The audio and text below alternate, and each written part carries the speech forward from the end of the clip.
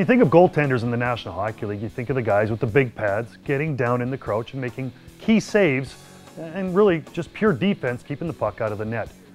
But the position, it's evolved in a big way because of Dallas Stars netminder Marty Turco. But in the 60s, Boston Bruins defenseman Bob Orr was the first to establish offense from the defensive position by jumping up into the play. Chicago Blackhawk legend and Hall of Famer Stan Mikita changed hockey forever with the invention of the curved stick and was one of the first to put on a helmet.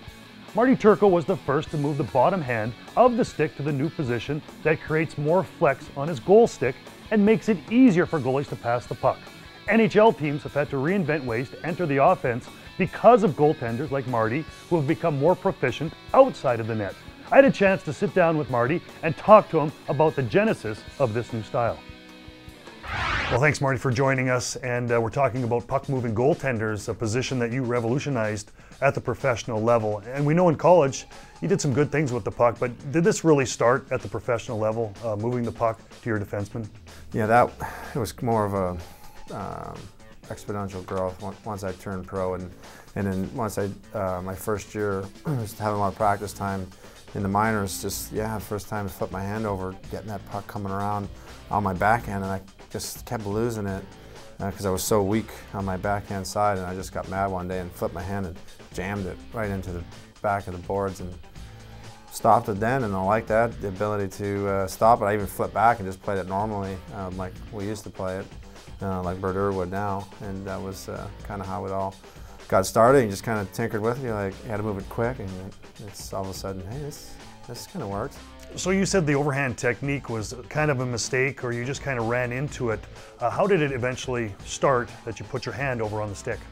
I probably wouldn't call it a mistake. It was the reason how I use it now differed from I use it to stop it as opposed to moving the puck or shooting the puck or passing it back in the day. And so I'd use the hand over as leverage to have strength on my backhand, and lo and behold, pass it forehand, and I had a way better backhand, and that's what I really like. It gave me the option of, because before it was always go to the goaltender's forehand side, because that's 99% of the time it's going up that side. Well, now I can get the puck on the glass or pass it with accuracy and keeping it flat. I think one of the interesting things is you really revolutionized the way goaltenders handle the puck now. And when your kids are watching hockey games down the road, you can sit back in your rocking chair and you say, I started that. Yeah. I probably won't do it with my kids. Maybe my little guy, I'll just remind him who started it. But I don't even think of it to this day when I see 12-year-old goalies out in the ice with their hand flipped over. And we talk 59 of the guys in the NHL, or that's the way they're playing. And maybe when I'm a grandfather one day, sit in the Rocket. Because even in recreation hockey, I'm talking to these guys, no matter where they play hockey, any part of the United States or Canada, when goaltenders start to filter away from their net a little bit, they start yelling at them, get back in your net, Turco. Yeah. So you've changed hockey, so yeah. You got to be kind of proud of that, of what you've developed. I've taken a lot of heat from grandparents and parents and dads, usually the moms, about yelling at their son to get back in the net and see what you started.